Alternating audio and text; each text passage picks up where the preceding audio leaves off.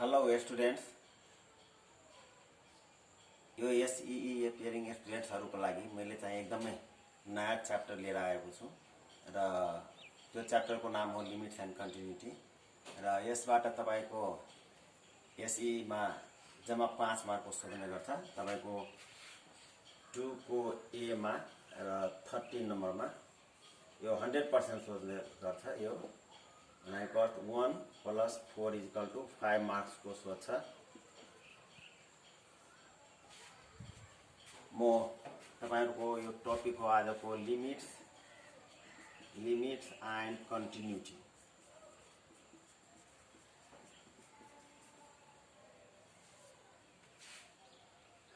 यो तपाईको क्याल्कुलस अन्तर्गत पनि यो लिमिट्स एन्ड कन्टिन्युटी को धेरै ठुलो प्रयोग हुन्छ। यो तपाईले इन्टर ब्याचलरमा पढ्दाखेरि तपाईले derivatives, anti derivatives, limit and कन्टिन्युटीहरु पढ्दाखेरि यो तपाईलाई यो अत्यन्तै यो डेरिभेटिभ एन्टी डेरिभेटिभहरुको लागि चाहिँ यो धेरै नै अति उपयोगी टपिक हो। र यो क्लास 10 मा एसईई स्टुडेन्ट्सहरुको लागि तपाईको अप्सनल म्याथको मा तपाईको जम्मा यो 5 मार्कको सोध्ने गरिन्छ लिमिट्स एन्ड कन्टिन्युटी। र यो जम्मा चाहिँ तपाईको 2 को ए मा 1 मार्कको र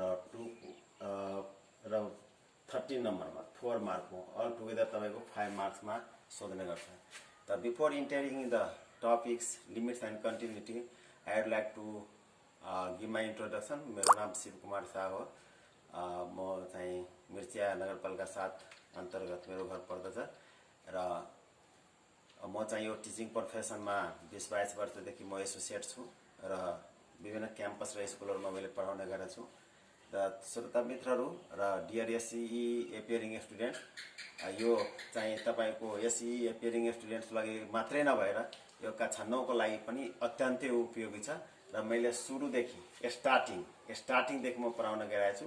जसले मानौ कि कसैलाई यो लिमिट्स एन्ड कन्टिन्युटी को बारेमा केही थाहा छैन, केही बुझेको छैन, जीरो लेभल छ भन्ने पनि तपाईले अगर यो भिडियो हेरिहाल्नुहुन्छ भने तपाई पक्कै पनि बुझ्न सक्नुहुन्छ। अहिलेसम्म देखिएको कि अनलाइन मार्फत सी म्याथ का क्लासहरु धेरैले दिने गरेका छन् र तर अप्सनल म्याथमेटिक्स को क्लास चाहिँ धेरै अनलाइनबाट भइरहेको छैन।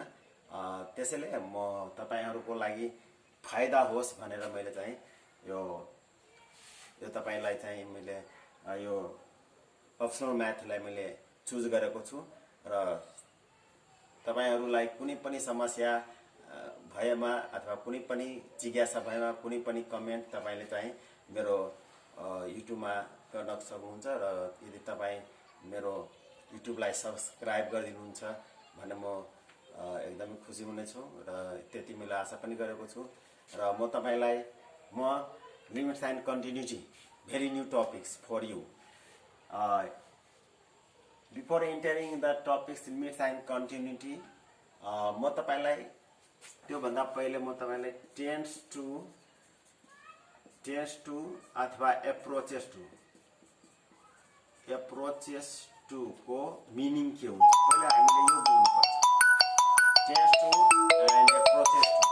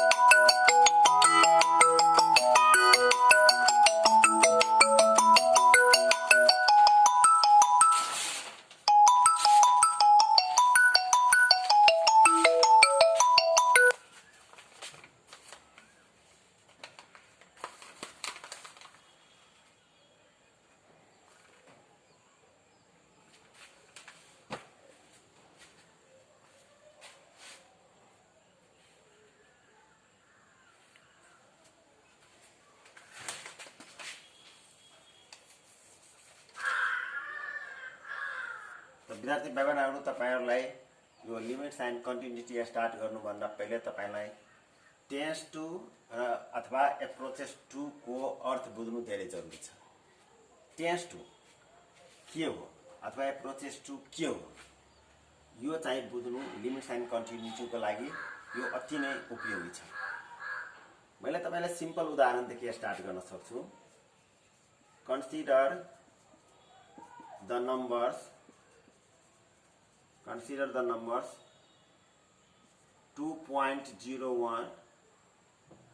2.1, 2.01, 2.001, 2.0001 like this. Say x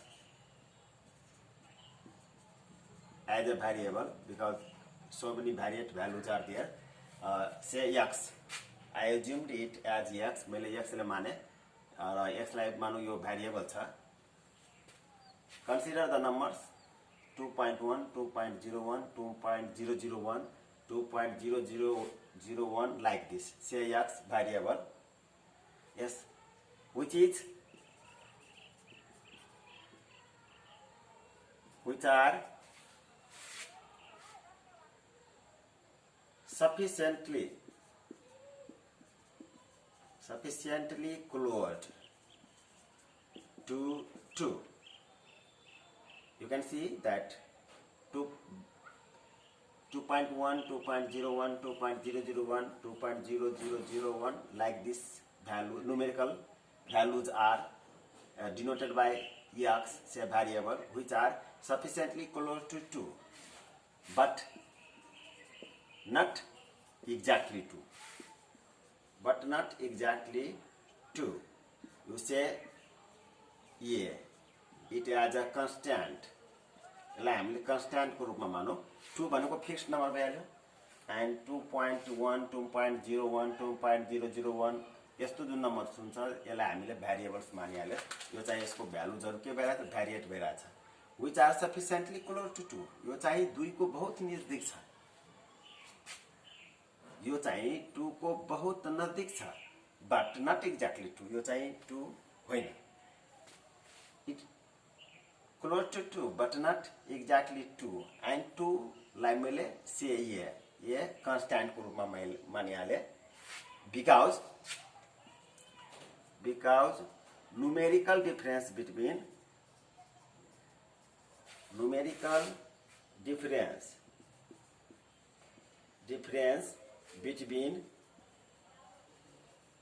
x and a.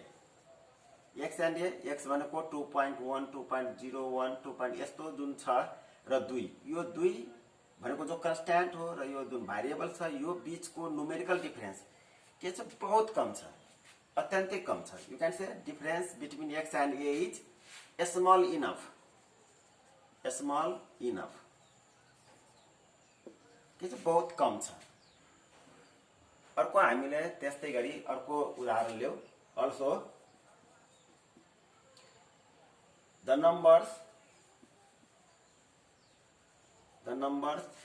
1.9, 1.99, 1.999 and so on. Also say x, it as a variable, which are these numbers are which are sufficiently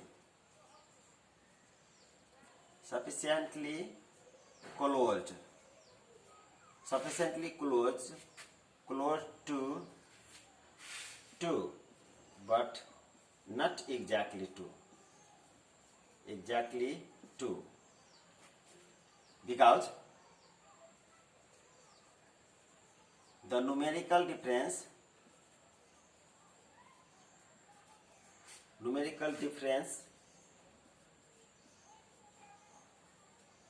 between x, these variables x and a means what's that? These two, x and a, is small enough. Small enough means very small enough. The how can you do not mathematically? How can we write the mathematically? Yes, tends to or approaches to. And what is the meaning of tends to and approaches to? Means 1.9, 1.99, 1.99 is very means sufficiently close to 2, but not exactly 2. Like this 2.1, 2.01, 2.001, all these are the variables very close to 2, but not exactly 2. And where a is the constant fixed the number 2. Then we can write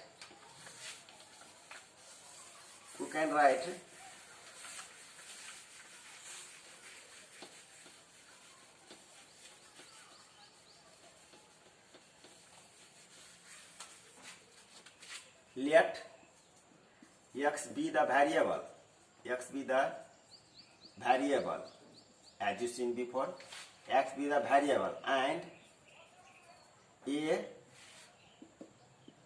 the constant, which is fixed, and x be the variables, a constant like 2 is the constant, and x be the variables like 1.9, 1.99, 1.999, and 2.1, 2.01, 2.001. These numbers are say x. The x be the variable and a the constant. If the numerical difference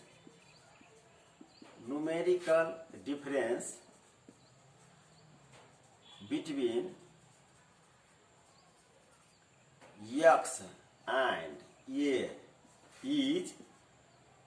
x and a is very small enough. You can say if the numerical difference between x and a is small enough,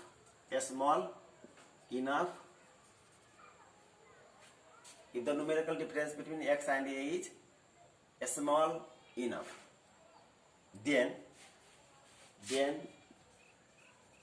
we can write x tends to a, or you can read x tends to read as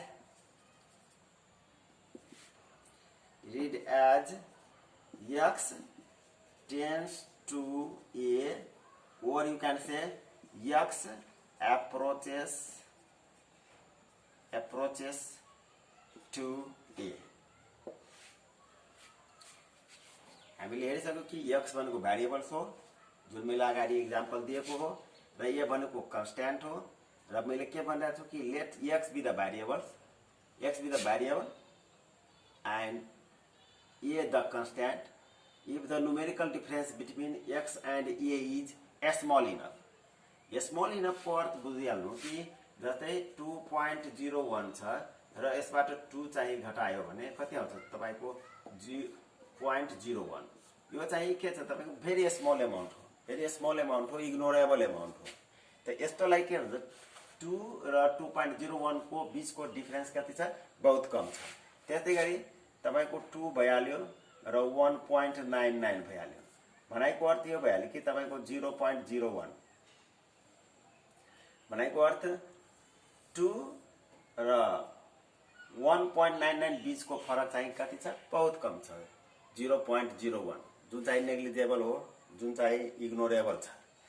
त यो x be the variable and a the constant भनेको 2. यदि हाम्रो 2 लाई constant मानेको छौ त हाम्रो यो 2.01, 1.99 यस्ता नम्बर्सहरु के छ हाम्रो भेरिएबल्स हुन्छ. र if the numerical difference between त यस्ता नम्बर्सहरु जो चाहिँ टच टु 2 छ but not exactly 2, very close to 2, sufficiently close to 2 but not exactly 2, sufficiently close to 2 but not exactly 2. You can see that the numerical difference between x and a is small enough, 0.01, very small. small enough, then we can write, in this condition we can write x tends to a, x tends to a, and read as x tends to a or x approaches to a. For today this much only. Thank you.